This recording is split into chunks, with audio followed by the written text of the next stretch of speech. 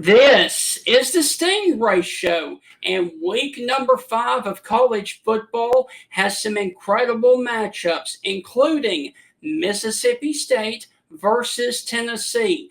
Tennessee's first trip back to Starkville since the year 2012.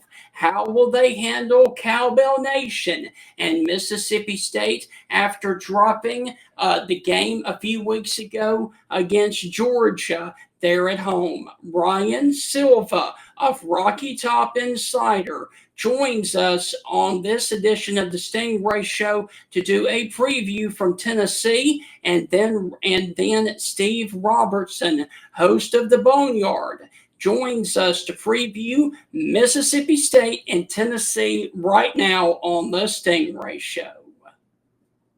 Hi, this is Tim Brando with a reminder.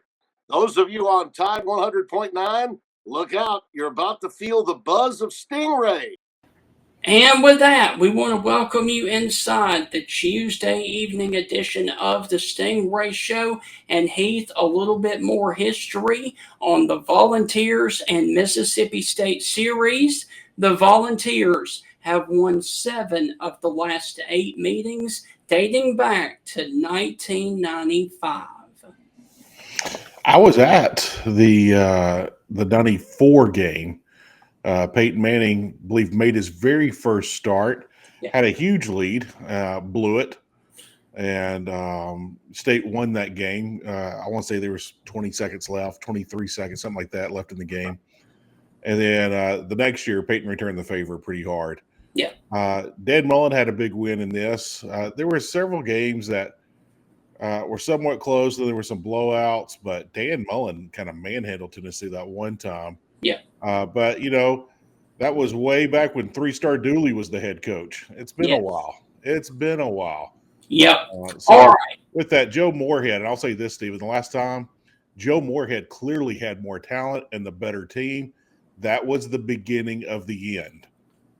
That was the game that Mississippi State fans were like, I don't think this guy is cut out to be a head coach in the SEC. We need to move on from him. That was the first sign. So State fans can thank Tennessee for that one. Okay, so to start, we are going to talk with the road team, the Tennessee Volunteers, and to do that, we are about to be joined by Rocky Top Insider's own Ryan Silva. Ryan, how are things with you up on old Rocky Top? It's been good. I think there was a little bit of a hangover of some disappointment after the Georgia loss, considering how close Tennessee was to, having that kind of historic win, the first under Josh Heupel over Georgia is what it would have been. Yeah. But Tennessee responded well for the most part. The backups got in and let that score get a little closer than what it actually was, but it was still a pretty handily, easily won game by Tennessee. And so I think kind of things are rolling in the right direction for UT. The offense is starting to click. And want to see a little bit more out of the defense going forward. But overall, I think Tennessee fans are very happy with where this team's at. Ron, one thing I've been impressed with is the committee at running back for Tennessee. Offensive line is clearly doing the job up front. The run offense has been very impressive. The only question mark I've got is Joey Aguilar throwing the deep ball. It looks like he's been executing that very good, kind of get some lower opponents. Kind of talk about the deep ball coming into this season, because everyone doubted Joey Aguilar throwing the deep ball. And talk about the deep ball in the Georgia game. And I think if he's just, 30% throwing the deep ball Saturday, he wins. That's not a very high mark to hit. But just talk about Joey Aguilar and the deep ball so far this season, the ups and the downs that you've seen so far. He's been great with the throws down the field. And that was something that it was curious to see what it would look like, because the turnover numbers got a little high, especially that last year at App State where the interceptions really went through the roof. Now, he's done a good job of managing turnovers, and really you can make an excuse for all 3 of his interceptions so far. It feels funny to say, but it's like the first one was a bit of an arm punt. It was 3rd down, and it pinned Georgia back, not super deep in their own territory, but it wasn't like they got good field positioning off of it, and they would have had to have punt next play anyway, so it didn't really matter. The next interception, Tennessee's receiver slipped, and so the ball that looked like it probably would have moved the chains on a 1st down just went right into a defensive back's hands. And then the one against UAB this past Saturday, kind of looked like a lot of contact before that ball got there, and then it kind of got tipped in the air and was almost like a fair catch punt into a defensive back's hands, but there probably should have been defensive pass interference. So really, the biggest question about him, the turnovers, he's done a great job of managing that. Now, I think he'll have a decent amount of interceptions by the time the season's over. It'll probably be the most the quarterbacks had under Josh Heupel, which isn't a lot. I think it's like 5 or 6 right now is the most someone's throwing under him at Tennessee. I assume he'll go over that mark simply because the deep ball that he throws, he tends to underthrow it more than overthrow it, which means it'll get intercepted a couple times. Now, the good news with that is it gives his receivers a chance. And that was something that when Nico threw the deep ball and sometimes when Joe Milton threw the deep ball, didn't give the receivers a chance because they were more often than not, they would overthrow it than underthrow it. So that ball just hits the dirt.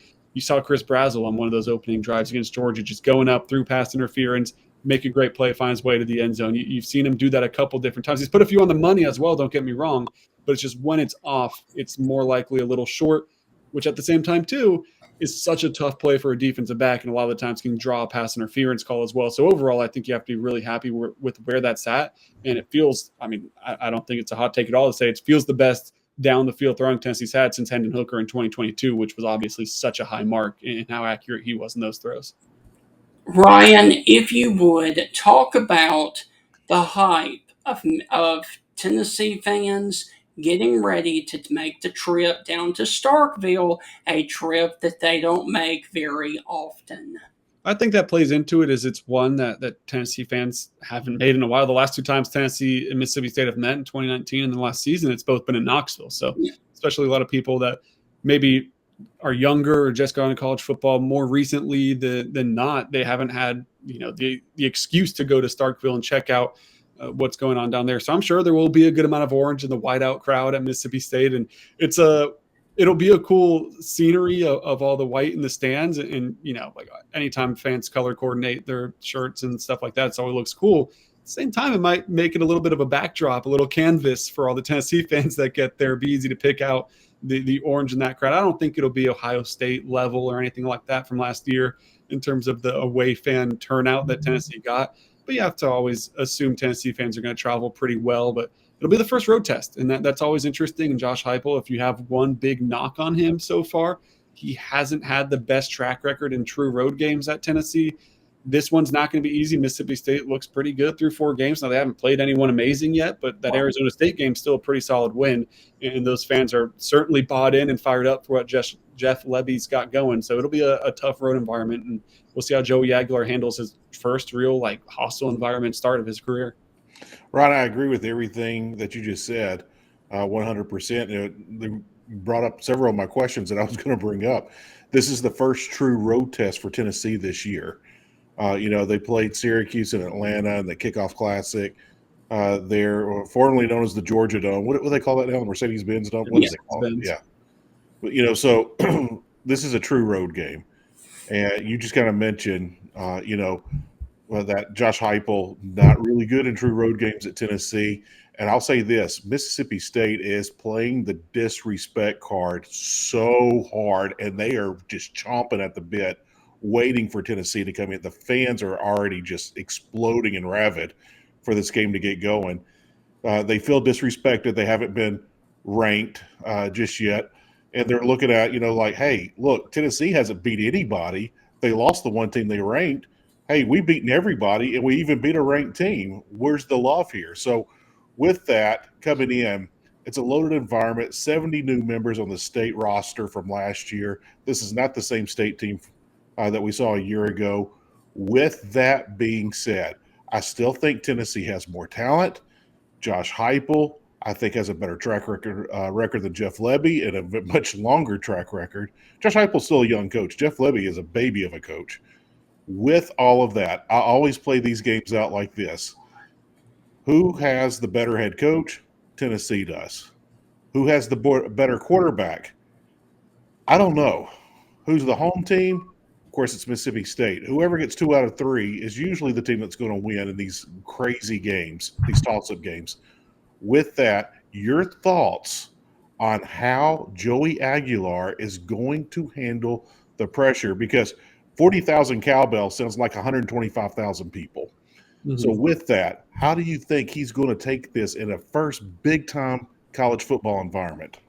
Well, I'm really interested to find out because he hasn't had to deal with it yet. And I guess the closest would be he played at Clemson when he was with App State, but that's not, like, we all know there's a difference between an SEC game and, not that Clemson's a bad environment, but like when an App State or UAB goes to Neyland or ETSU goes to Neyland, it's a good atmosphere, don't get me wrong, but it's not the same as when Georgia comes or a ranked team comes. That's a whole different atmosphere, echelon of atmosphere across the country. So he hasn't had to deal with just the oppressive wave of sound that SEC schools can make. And with a fired up fan base like you talked about with Mississippi State, where not only are they chomping at the bit because they feel disrespect and this and that, I mean, they're coming off of a 2-10 season. They're ready to have a team that they can rally around. They're ready to have a team that they feel like can actually go in and win a top 15 game like this and make a statement. So I expect nothing but one of the better crowds that Tennessee will see this year. I think Alabama can get a little dead at times, and I know people won't love to hear that on this station, but it's true. They might be a little. We'll see how Alabama responds, right? They looked bad in week one. They've looked a lot better since then. We'll see what that team looks like by the time Tennessee gets to town. Then the other game that you would point to, Gainesville. The Swamp's always loud. Now, what are the odds that team's just completely, the wheels have fallen off by the time Tennessee gets there for the second to last game of the season? So you look at kind of the different road games that Tennessee has on the schedule, and this might be one of the tougher ones just as far as atmosphere-wise. How Joey will do, I think he'll do fine. Like, he seems very poised. I think he can't be much more pressure than the first drive of his Tennessee career when there's still so much unknown, and he steps on the field against Syracuse. That had to have been a lot of pressure immediately to start on the right foot. And then once you got those first two games under your belt, the first SEC drive against Georgia, 100,000 plus fans in Neyland Stadium, at the edge of their seat to see what you're going to do now. The SEC play has arrived, and he performed not only really well that first drive, leading them to a quick touchdown, but that entire game as well. So I think all signs point to him handling the pressure pretty well and doing a good job in this game. But you never know, and communication can break down, and it could be a different Joey Aguilar we see. I wouldn't bet on it, but it's just something that we haven't had to see him do yet. So it'll be really interesting to see how that goes. Ryan, how do you see it playing out Saturday afternoon there in Starkville? Volunteers or Bulldogs? I'll take UT, and I'll take them, by a couple score. I'll take them to cover. I don't know where the lines are right now. It opened at like 10.5, and it got down to 7.5, and it swung back a little bit. But it seems like it'll settle somewhere between there. I'll take them to cover. Right. I think part of the reason is one, I think the roster's better for Tennessee still. Mississippi State's drastically improved from a year ago. Yeah. I'm still not convinced that it's a top 25 team yet. It's probably a team that'll make a bowl game, which is such a big step for Jeff Lebby after a pretty poor season last year. No way around it. Massive step for that program. I'm just not convinced that that's a top 25 team yet. So Tennessee should be able to go in. I think the offense will have a lot of success in scoring early, scoring often. I think they'll be able to establish the run game against Mississippi State, which then, of course, in turn opens up everything else in the pass game, the deep ball, and things like that. Defensively, I think Mississippi State's going to score points. I don't think that this is going to be a game that Mississippi State can't move the ball. I think they'll run the ball well. I think they'll be able to pick on some members of Tennessee's secondary, and Blake Shapen should have a pretty good game after maybe not his best showing against NIU last week, and they'll be able to put up a good amount of points. I don't think it'll be a shootout to the level of Tennessee-Georgia where it finished 44-41, but I think it'll be a higher scoring game. I think at the end of the day, though, Tennessee will take an early lead and be able to create a little bit of separation for the time being and walk away, finish strong, and come out with probably a 10 to 14-point win.